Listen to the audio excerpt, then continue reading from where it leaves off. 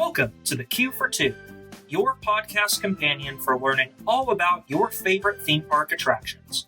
Whether listening at home or while waiting in the queue, we'll fill you in on all the information you need to get the most out of your ride experience. I'm your host, Ryan, and joining me as always is the mind-bending caped crusader himself, Matthew. Today, we're talking about the history and hidden secrets behind Batman, the Ride, and Mindbender at Six Flags Over Georgia. Matthew, are you ready to have a mind-bending time on this episode? I'm ready to thwip some bad guys because I'm Batman. Let's go. Wrong intellectual property, wrong park. No, but I am super excited to talk about these two rides today, Matthew. And we've talked this season about how we've been grouping some rides together and some episodes where we've just had them focused on one ride. This one obviously feels like a natural two to group together, being the two marquee attractions of the now Gotham City section of the park, which I don't know about you, but personally, the Gotham City section is one of my favorites at Six Flags. It's definitely one of my favorites, and from a theming perspective too, because we've talked about the sections not making sense, and there being 1,000 of them. But for actual Gotham City, it's always made sense with the setup of Batman and Mindbender over there, and especially now that they've added all those other rides, that section's a lot of fun.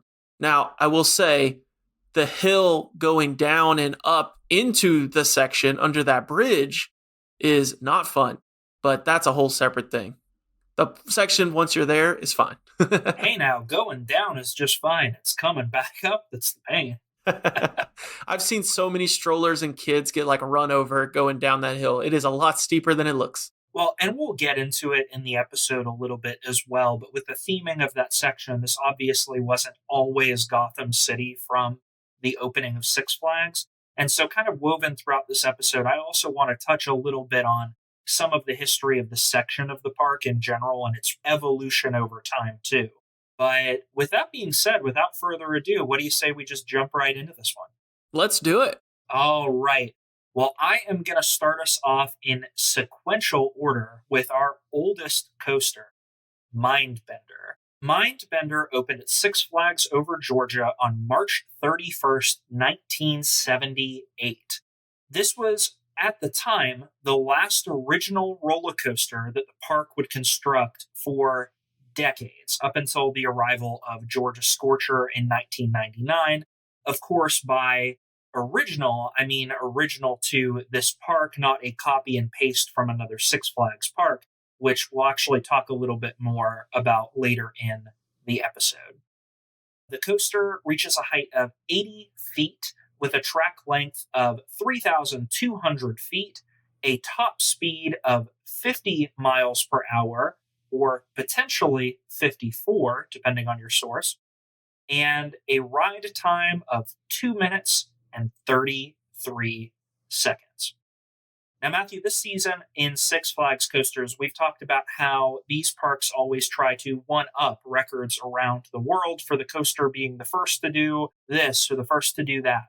When Mindbender was developed, it was advertised as the world's first triple loop roller coaster, meaning it was advertised as the first coaster to have 3 loops of 3 different quote-unquote inversions. Now, the reason I say quote-unquote is, Matthew, we've both ridden this ride. Do you remember it having 3 different inversion loops? It's been a while since I've ridden it. I definitely remember 2, but having 3 full loops, the only one that with 3 full loops that's coming to mind is the Tennessee Tornado from Dollywood that we always mention. So no, not 3 full loops. So you would be right on the money. There are 2 53-foot tall vertical loops that this ride has, and its third loop, they say, is a horizontal loop. Oh my goodness. Or a helix diving loop. And that's the one where you go sideways kind of into the ravine by the little river or the little waterfall on the ride. So it's a triple loop coaster, but only a double inversion horizontal loop coaster, which is just kind of a funny technicality that they milked to its greatest extent when advertising this ride when it came out. So you're telling me they found a loop hole? I think we can end the episode right there. Thanks for tuning in to Q for Good night, everybody. No, but you're 100% right. They found a loophole and milked that for all it's got. Now, that being said, the ride was also really special in one other regard. It utilized a new, innovative, four-sided tube truss track system. So when you think about looking at the ride, instead of just having a simple, flat track, it's kind of like a box with little struts within the box that the car goes along the top side of the box. And essentially what this innovative design allowed for the coaster was for it to have fewer structural supports in its design. And the design actually contributed to the evolution of steel coasters worldwide, according to American coaster enthusiasts looking back on coasters through the ages, which I thought was pretty cool. Yeah, that's really neat, especially being the last one in that first set of coasters you were talking about with such a huge time gap. So for that to be the one they ended on for that section, it's like they struck gold with that one, it seems like. 100%. This was a cool coaster at the time and still is for many riders to this day. Now, there have been changes made from the original design that some riders aren't as happy about, but we'll get into that here in a minute. But for now, Matthew, it's time for your favorite part of the episode. How about we dive into this ride description for Mindbender? Let's go. How many loops does it take to make you scream? Are you ready to find out? Many fearless heroes have pondered this riddle before you on this triple looping 50-mile-per-hour steel roller coaster. This classic looper has been shocking riders for more than 4 decades. Climb 80 feet in the sky and get ready to drop 7 stories on your way to the first of the Riddler Mindbender's famous loops. Don't try to think your way through these, just hang on. Next, you'll speed into a 45-degree sideways loop before swooping through the trees for the final vertical loop.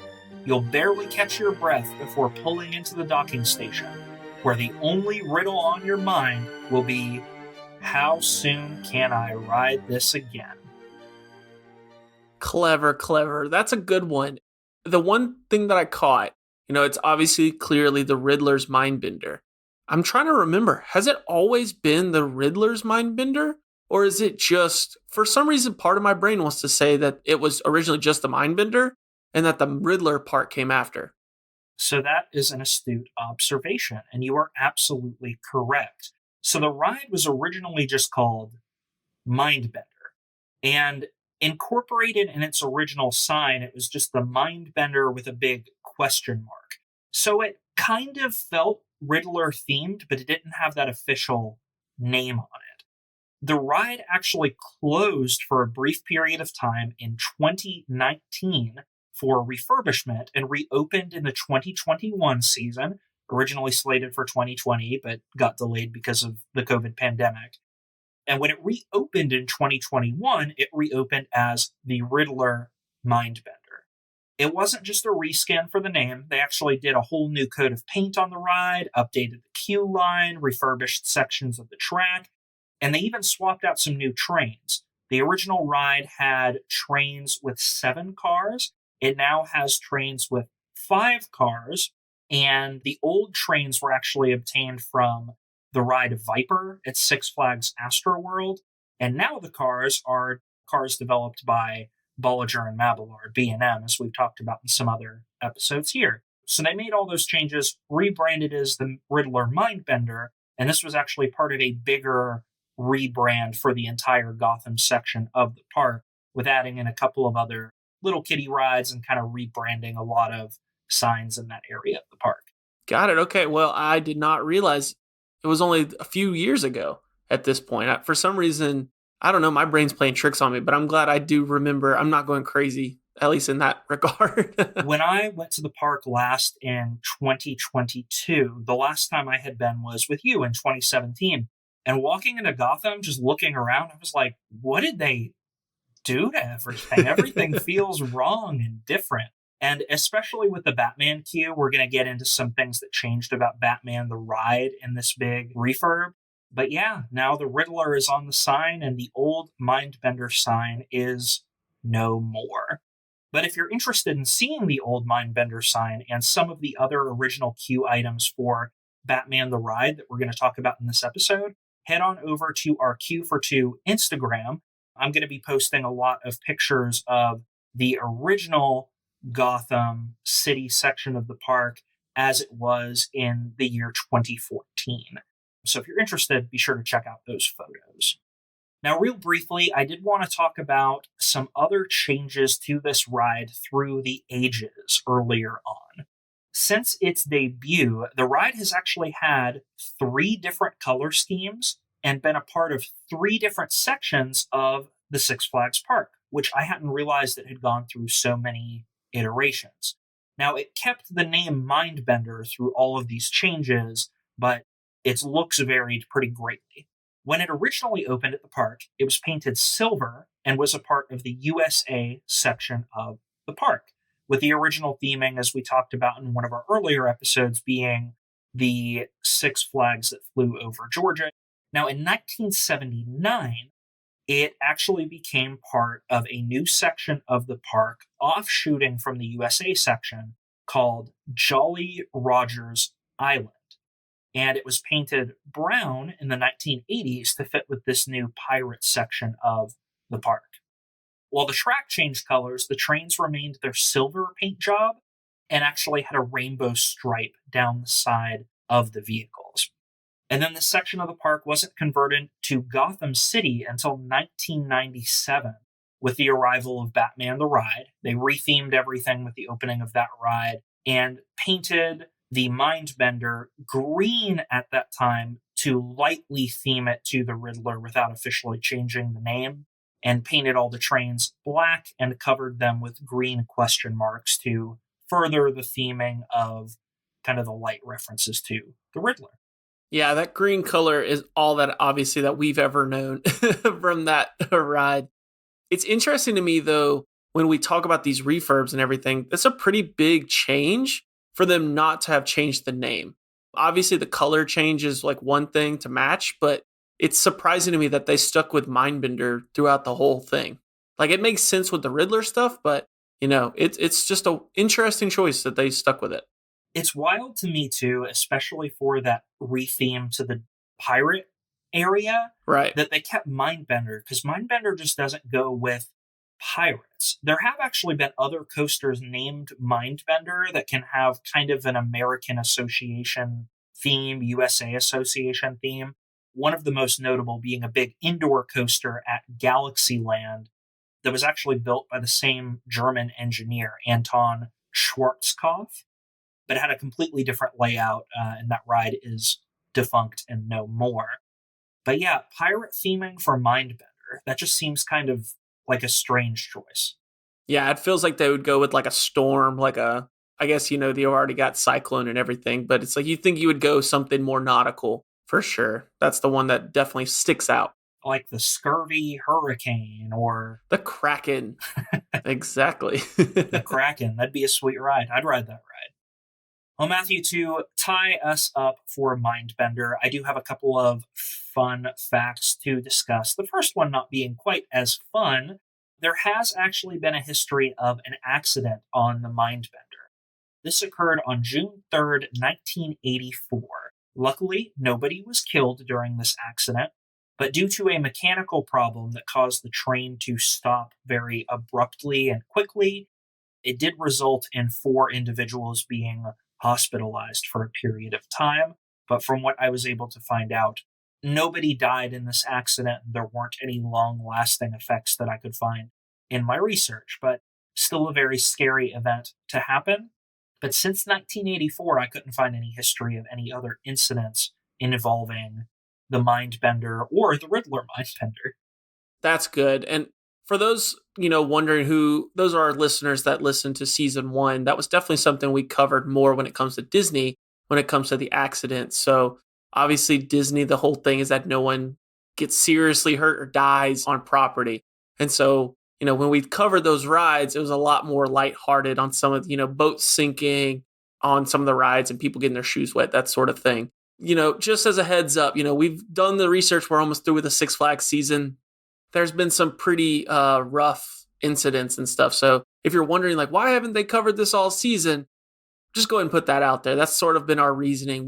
It sort of felt like it was a little too far on some of these episodes. So if you've been one of those fans that's been with us through season 1, thank you, number 1. But number 2, just to give you all a little behind the scenes of where we're coming from with that. Hopefully that makes sense. 100%. And we like to be as transparent and as detailed in our research for these rides as possible.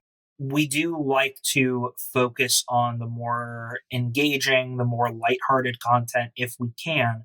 I will kind of tease, there's a reason I brought up the accident for Mindbender, and it's because we actually do have a really historically significant accident to talk about with our other ride today, which is why I kind of dipped the toes in with the Mindbender. So, not always the most fun discussions to talk about.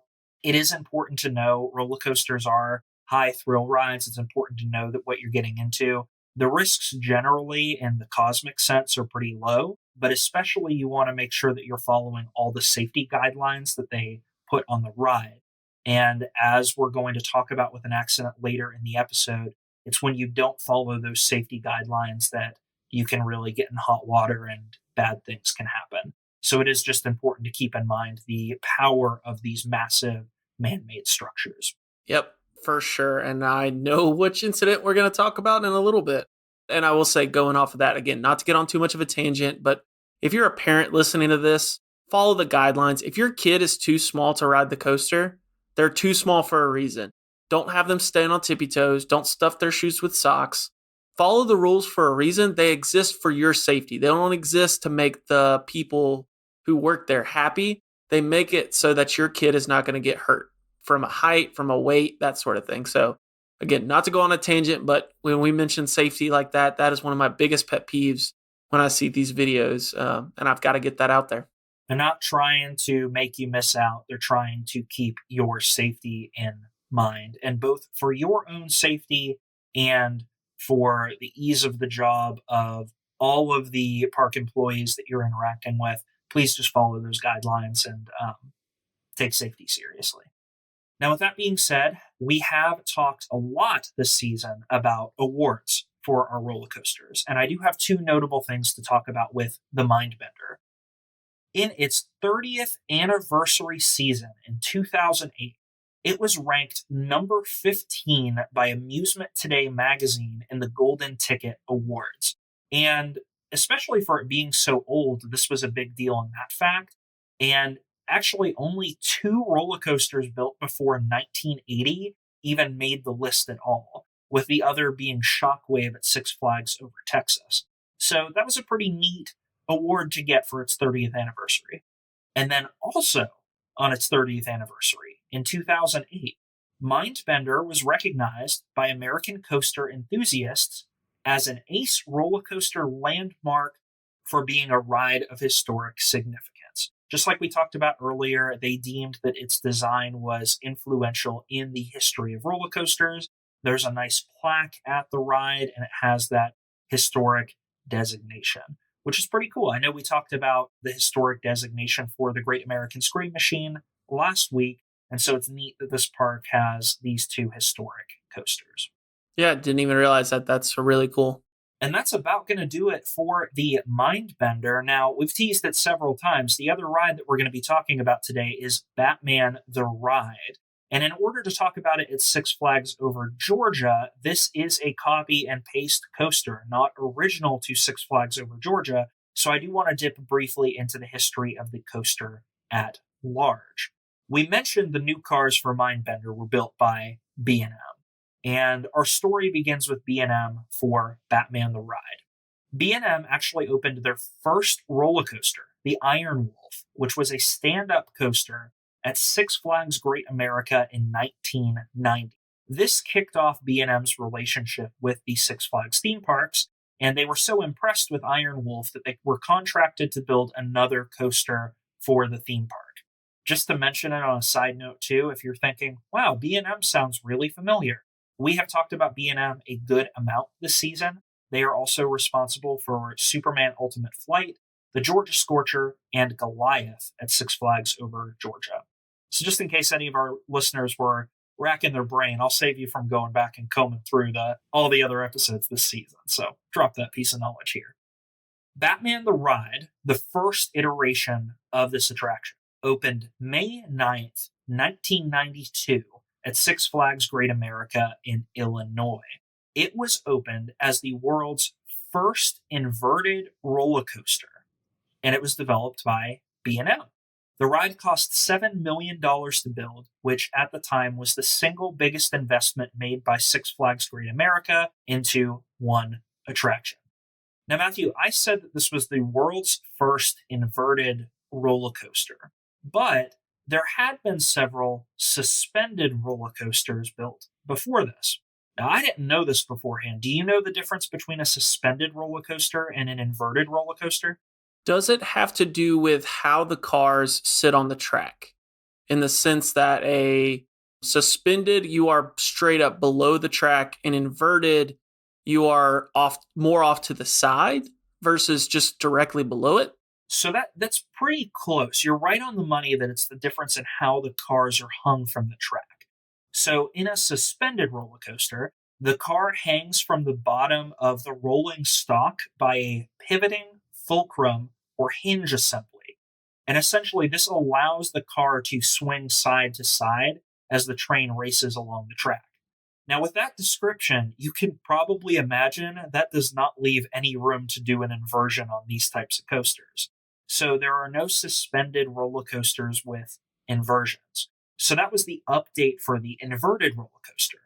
These are types of steel roller coasters in which the train runs under the track with the seats directly attached to the wheel carriage, which allows for the incorporation of inversions. Got it. So definitely gives it a little bit more support. Exactly. And so giving this opportunity to have inversions on an inverted roller coaster, Batman the Ride did great when it opened up, and it received a lot of critical acclaim. And a lot of parks were looking to copy that design at the time that it came out, including Six Flags, with copying and pasting their own design across several of their theme parks. If it ain't broke, don't fix it. And if it really ain't broke, build more. I did want to mention really quick, just a little side anecdote. This first version replaced the shuttle loop ride Tidal Wave, which was in operation at Six Flags Great America from 1978 to 1991. And the reason I bring that up is because the ride was brought to Six Flags Over Georgia and was rethemed as Viper, where it ran from 1995 to 2001, which, if Viper sounds familiar to y'all, we've mentioned Viper earlier in the podcast season as well, when it closed in 2001 to make way for Superman Ultimate Flight, where it was eventually sent to Kentucky Kingdom to operate as Greased Lightning through 2009, and then the ride was no more. But just a fun little piece of history that ties us back into Six Flags Over Georgia, I wanted to mention. And as I mentioned, this ride had overwhelming success, and Time Warner, in partnership with Six Flags, had devised a plan to install clones of this ride all across their other theme parks through the 1990s. To give a brief history of the iterations of the other Batman attractions in chronological order, it opened at Six Flags Great Adventure on May 1st, 1993. The third iteration opened at Six Flags Magic Mountain on August 4th, 1993. The fourth opened at Six Flags St. Louis on April 22nd, 1995, which was significant because it was opened to coincide with the release of the movie Batman Forever. And this was also the first location to be a flipped clone and feature a different queue from the others. The others from this point were straight up copy and paste, and this one had those unique differences, which was kind of a fun update. The fifth version, our own version, Matthew, opened at Six Flags Over Georgia on May 3rd, 1997. This was the last version of Batman the Ride to coincide with the release of a Batman movie. This coincided with the release of Batman and Robin, We had other versions of the ride opening at Six Flags Over Texas on May 26, 1999, which featured a unique loading station themed to the Wayne Foundation Industrial Park, as opposed to the Gotham Public Works at the other versions in other theme parks. And lastly, possibly the most interesting version of this attraction opened at Six Flags New Orleans in 2003. Now, this ride was unique in that it actually had a life before it became Batman the Ride as Gambit from 1995 to 2002 at the theme park Thrill Valley in Japan. Now, if you're not familiar about the tragic fate of Six Flags New Orleans, it was abandoned after Hurricane Katrina in 2005. And so after 2 years of being abandoned, they actually did relocate this coaster to Six Flags Fiesta Texas, where it opened as, oddly enough, Goliath on April 18th, 2008. So this was a very different version of Goliath than the version of Goliath we have at Six Flags Over Georgia. Got it. Now, there are a lot of other Batman roller coasters that have opened internationally that I'm not going to get into the weeds with all those. We're just covering the US openings there. And that's going to tie up our series of copy and paste clones of Batman the Ride across the United States, which there are so many more Batman the Rides than I thought there were. That is a lot. And I want to say, again, with the tangents this episode, you're full of a lot of them, a lot of good points.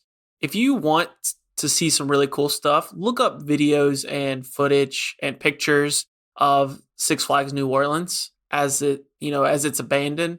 To me, it's just so interesting, and it's creepy almost. It's just got that, just to see a theme park, it just feels like apocalyptic. Again, not to go on a tangent, but I have to mention it because horrible tragedy with Hurricane Katrina, but some of the pictures coming out of that abandoned place are insane. There are some really stunning, wild photos out there online. So I absolutely agree. If you haven't seen them before, it's definitely worth a Google search to try to look into those a little bit. Now, our ride, Batman the Ride, at Six Flags Over Georgia, reaches a top speed of 50 miles per hour, a height of up to 100 feet, a length of 2,700 feet, and a ride duration of 1 minute and 45 seconds. You've got the history, you've got the stats. Matthew, are you ready to read the official ride description for Batman the Ride? I'm ready. He's Matthew. I'm Matthew. Batman the Ride will show you what it feels like to be the ultimate caped crusader on this deeply intense 50-mile-per-hour juggernaut that is definitely not for the timid. Step through the tall carved gates of Bruce Wayne's favorite little town, Gotham City. You'll journey deep into the Batcave, tricked out with all the latest high-tech gear of Bruce Wayne Industries. But there's only one piece of equipment that matters right now, and that's the steel-inverted beast you're about to board, blasting off into the sky over Gotham. As you load into your chair hanging from an overhead truck, note that you're about to fight crime with your feet just dangling free in the air. Following a 10-story lift to the top of the world, brace yourself for a full 360-degree loop right off the bat. You're a global superhero. You don't need to warm up. After escaping that obstacle, now there's a 0G roll, then a second loop waiting for you about 10 seconds later. Okay, you're starting to get the hang of this. Next, you'll be pounded by a double set of corkscrew descents with enough G-force to make you scream in slow motion. All in all, you'll face a mind-warping 5 inversions. Now watch the ground under your dangling feet whip around as the city below flips over and over through a tightly packed series of gravity-defying twists that will grind you into submission, just like the criminals of Gotham City. They went really hard with the language for this one. Goodness, that was intense. And I will say, you mentioned me talking about the wrong IP earlier with Marvel. I love how they slipped in Juggernaut. Like, we're not going to be able to know that that is an X-Men villain. So, looking at you, we caught you, Six Flags. Get your stuff together. Squeak that in there without the proper IP. What a Six Flags move. But no, that is an intense, very descriptive, feels like almost a Disney ride description compared to some of the ones we've had this season. It has a weird voice to it too. Like when it gets to the part and it's like, okay, you're starting to get the hang of this. I'm like, this ride description is talking to me in a way that no other Six Flags ride description has. I feel like they got a random ghostwriter to do this one for the park. It just has a totally different tone from everything else. That's what we'll do. We'll get an AI to write the ride descriptions for all of them, and we'll just sit here and read them for an entire 45-minute episode one day, just reading AI created ride descriptions. Watch the AI just copy and paste from the website. We just read the same ride descriptions. Honestly, it probably would. The AI knows, work smarter, not harder.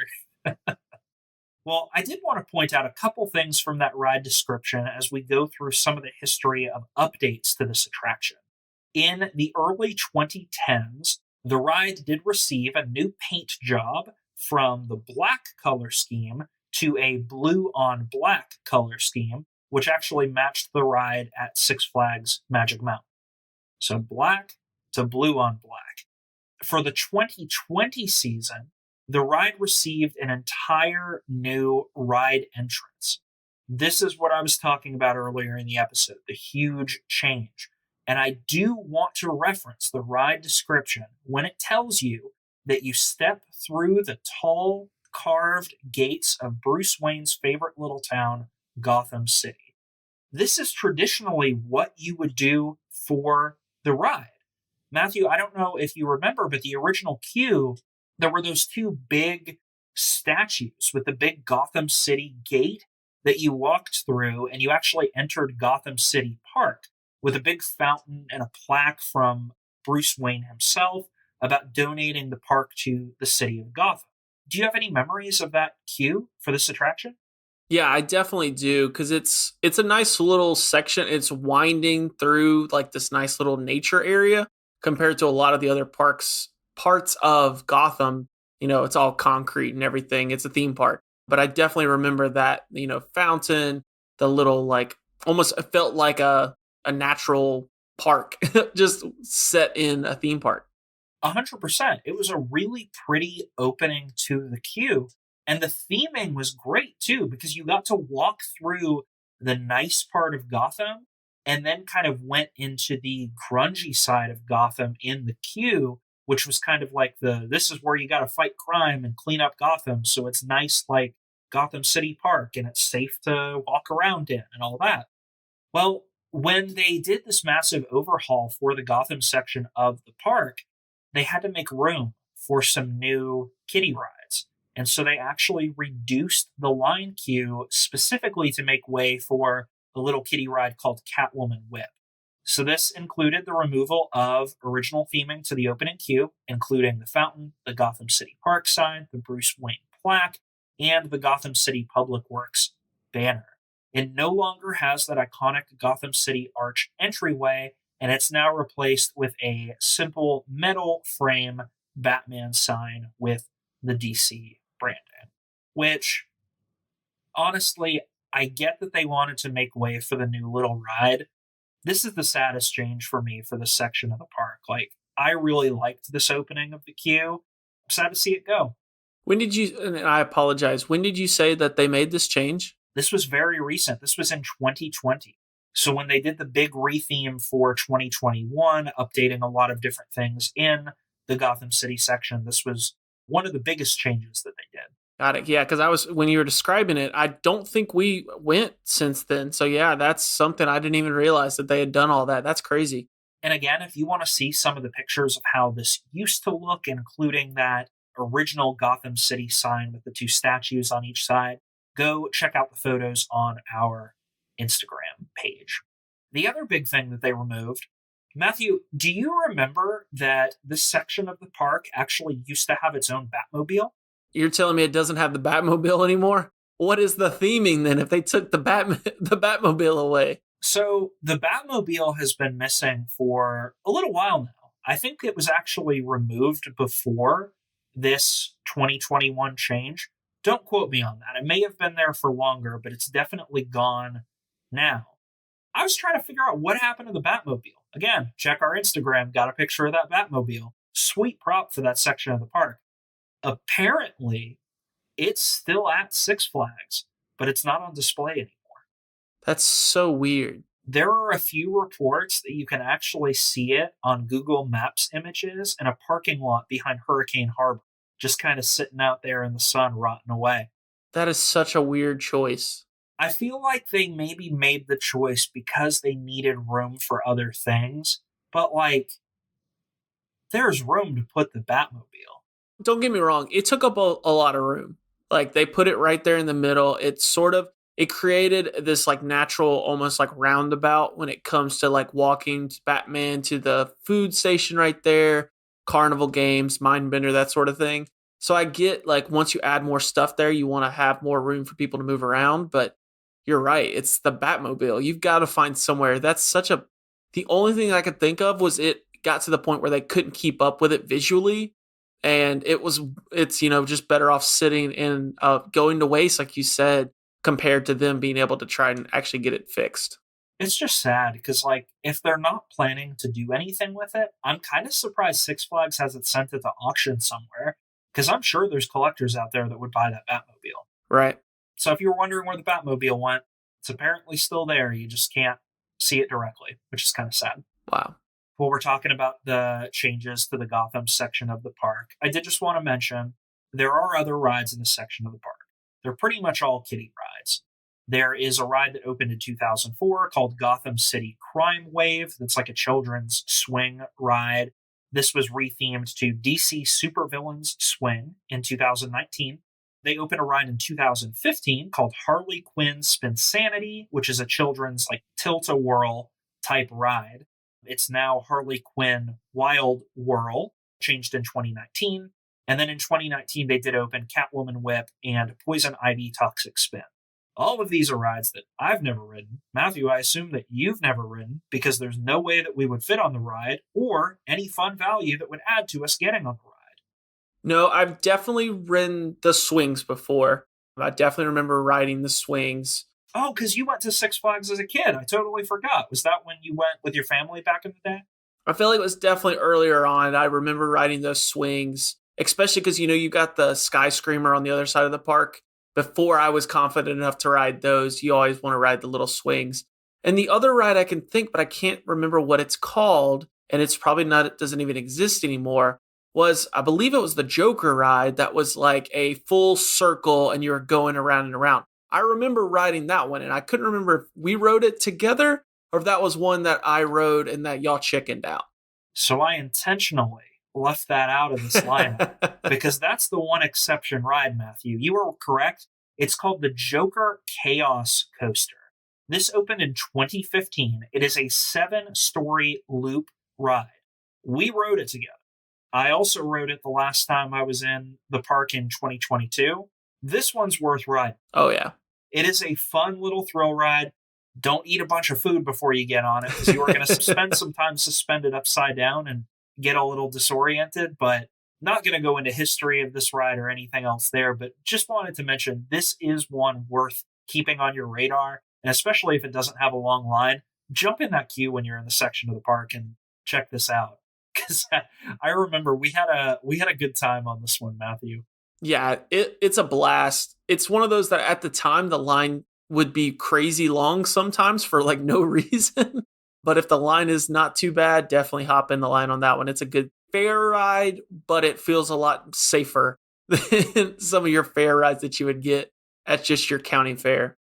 Matthew, to close us out, just a couple little more fun facts about Batman the Ride. The ride actually did run backwards for a period of time in 2015 as a limited time experience.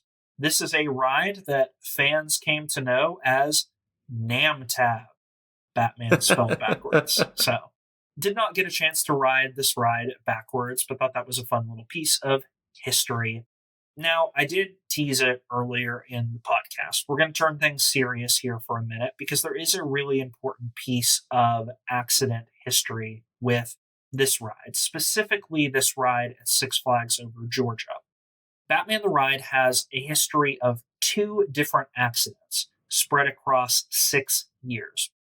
The first accident on this coaster at Six Flags Over Georgia was on May 26th, 2002. There was a landscaper employee that was killed when struck by the leg of a 14-year-old girl while the ride was cycling. The landscaper employee did pass away from their injuries, and the girl was also hospitalized with a leg injury from the impact. This was a really tragic accident. This did get some media publicity at the time. But unfortunately, it's our second accident that was kind of the. Both of them are really tragic events, but this was the one that media coverage was a lot higher for. And we actually saw a lot of changes to the Six Flags park, not just in Georgia, but across the nation from this particular accident. I am referring to the accident that occurred on June 28th, 2008. There were a group of teenagers that had attempted to jump a fence, allegedly to skip a wait time of the ride of longer than 2 hours. There are some other accounts saying that they were trying to retrieve their hat that had fallen off on the coaster, but the official police report had said that they had never gotten on the ride, that they were waiting in the queue to ride for the first time. But either way, whatever the motivations were, they jumped the fence. And when they were spotted by employees that tried to escort the teens out of the area, two of the teens came with them willingly, and a few of them scattered in panic throughout the ride into the danger zones around the roller coaster. After which, unfortunately, one 17-year-old boy was struck by a passing train and decapitated. This was a situation where technically the park was not at any specific fault for their safety standards. They were found to meet the ASDM standards for their fencing and their signage, but Six Flags did, at least post this accident, the right move of taking this event very, very seriously. And they increased the signage and updated different parts of the queue. And then the state actually took it another level further and mandated that Six Flags install barbed wire to the top of the fence to prevent fence jumping as this had occurred. The ride did open the following week, again on July 2nd, 2008. But this was a really tragic accident, and it's one that I feel anybody familiar with theme park incidents has heard about this story, even if you don't know it occurred at Batman the Ride at Six Flags Over Georgia. And so we really can't iterate enough. Please take the safety warnings seriously. Don't do any dangerous stunts because there are legitimate dangers around attractions like this. And it's really important to follow those safety protocols. 100%. Yeah, I remember being in, I believe, middle school, early middle school when this happened. And being a kid, you hear this and it's almost like a rumor that you hear and you're like, I don't know if I believe like so and so, you starts getting passed around on the playground, especially for us, growing up not far within a day's ride from Six Flags Over Georgia. And I always had heard that it was a hat that he was going after. That was always the story that we had told. And so, growing up and you read about it and to see it's like, folks, again, those rules are there for a reason. If you lose stuff on the ride, don't just go grabbing it. Like, not only the guy lost his life, but the poor girl that was on the coaster itself, like she had to live with that. She's got to live with that and the damage and everything like that. So it's just a hat, folks. Follow the rules. It's just a hat. A lot of times you can even go and tell the staff, and sometimes they can retrieve it for you when the ride's closed, or they can do something along those lines. But please follow the rules and don't just think that you know better, because you don't. You want your theme parks and amusement parks to be a place of amusement and fun. And events like this, of course, are horrible and tragic and affect people's lives in ways that can't always be repaired. And so please just follow the safety guidelines. That's the biggest reason we tell this story. It's not to bring everybody down. It's not to bring the mood of the podcast down. It's important to know about, and it's important to know that there are real risks. And just remember, safety protocols are there for a reason. Lastly, to close us out with our award, in Amusement Today's Golden Ticket Awards, this was on the list of best steel roller coasters in the 1990s. The version that was ranked the highest was the one at Great Adventure that ranked as high as 19 on the list. But since all the Batmans are copy and paste of each other, I say the achievement of one is the achievement of all because they're the same. Sure. They're literally the same ride. That is our coverage of Mindbender and Batman the Ride, two of my favorites at the Six Flags Over Georgia theme park. Matthew, were there any other experiences or stories that you wanted to share about these attractions? So for me, and again, I will mention, we mentioned this in the Great American Scream Machine episode. There was a lot of coaster thons. Mindbender was always one that came up for me. I know I was having trouble finding that when I was doing research for Scream Machine, but I know that was always one that we would see people riding Mindbender for 30 hours, that sort of thing when they do that sort of thing. So Mindbender always came to mind from that perspective. I liked Mindbender a lot growing up. The problem is as I got larger, the cars never were comfortable for someone that had longer legs. That was always my gripe. My legs were constantly squished, but the ride itself was a lot of fun. So I haven't been back since the car has changed, like you said, in the more recent years. So that's actually exciting for me if I ever get a chance to go back to try it to see if there's a little bit more space on that ride, because the coaster itself was always a lot of fun. It was really just the car that I had issues with.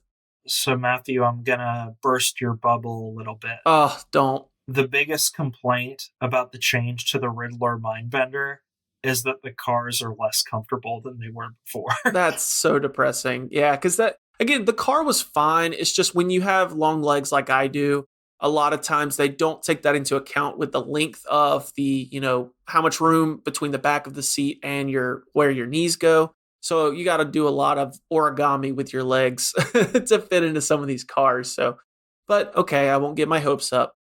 As for Batman, I agree with you. It is 100% one of my, I don't know, I'd probably say my second favorite after Goliath at Six Flags. It is such a unique experience, up there with Superman for me as well.